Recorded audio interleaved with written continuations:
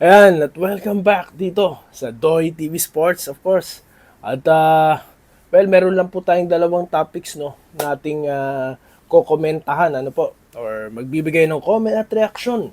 Yan po, unahin na natin ang ating Gilas Pilipinas, ayan, kung saan pinangalanan na po ang magiging coach nito, no, at walang iba, kundi ang nagbigay ng ginto sa atin, ano po, sa Asian Games, no, na si Coach Tim Cone. Ayan. Well, it is unexpected, no, para sa ating lahat, no, na siya ang mapili kasi nga po he's vocal, ano po, sang-ayon sa mga reports na ating nakalap, no, na siya nga po talaga ay gusto ng manatili na lang bilang Barangay Ginebra head coach, no.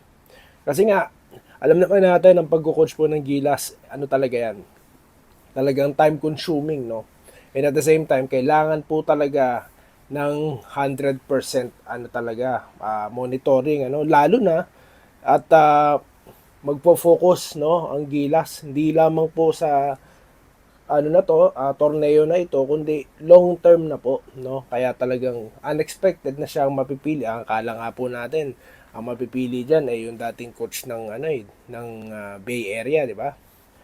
Pero yun nga, siya po ang napili kasi nga po, ang confidence, no, and trust is nasa kanya. At napatunayan na po yan ng kanya nga pong naipanalo ang ating Gilas Pilipinas. Ano po? At syempre, me at iba pa pong mga fans, masayang masaya dahil our Gilas Pilipinas team is secured. Ano? Sa kamay niya, talagang secure ang future ng ating Gilas. Kaya syempre masaya po tayo diyan, no. Kaya ang tanong, sino ang kanyang magiging players, no? Syempre hindi naman po magiging intact yung Asian Games ano niya, no? Players niya, lalo na talagang ano yun, binuo yun ng biglaan, no? Ngayon, talagang mayroon ng plano, no, na talagang binubuo para talaga solid, ano po, hindi na maulit yung nangyari. At of course, kapag ang magmamanage niyan yung mga dating manager din, ano po, na si La Coach Al Francis Chua, nako siguradong solid, no. No? At susuportahan of course ni Mr. Ramon An, Ramon tuloy, Ramon Ang, talaga matindi yan. So yan pong ating abangan. So yan po ang reaction ko po. Masaya ako, no? At yun nga ang comment ko, talagang ano, sigurado ang ating Gilas Pilipinas. Yung future is bright. Ayan. Ngayon, sunod nating topic, ano, medyo nagmamadali na naman tayo. Is ito pong unang panalo ng Strong Group Athletics, SGA, na pinangunahan ni Superman na si Dwight Howard. At yun nga, tinambakan nila ang kanilang unang kalaban dyan. At well, expected naman po yan. What can we expect, no? A team that was consist of a former NBA players, di ba? So talagang showtime ang nangyari diyan. At yun nga, itong consistency sa paglalaro ni Robertson, no? Na pwede pa to sa NBA eh. Di ba? Nagtataka ako bakit that caliber ano no player ano hindi na walang nagpapirma sa kanyang kupunan. Pati kaya tignan nito ng Golden State Warriors, no? Ayun. So, 'di ba? May laro pa eh. Anyway, di natin alam yung ano, siguro re-research natin 'yan. Bakit siya talagang nawala? Sabi nila I mean, he's fresh from G League, ano?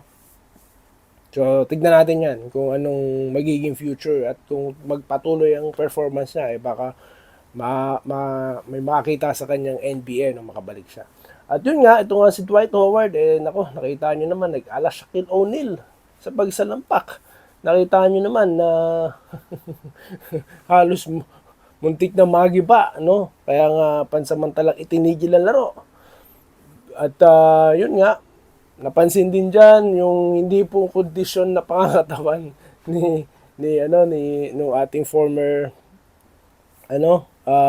Gilas player, no, naturalized player na si Andre Blatch. Kita niyo naman po yung ano niya, yung katawan niya, 'di ba? Talagang parang ano, napabayaan ng konti. Ayan, kaya nakikita yung condition niya at yun nga, inaalat din yung mga tira niya. Bagamat nakita nyo naman na support ng mga Pilipino dyan sa Dubai. Well, napakadami po nating kababayan dyan, OFW, no?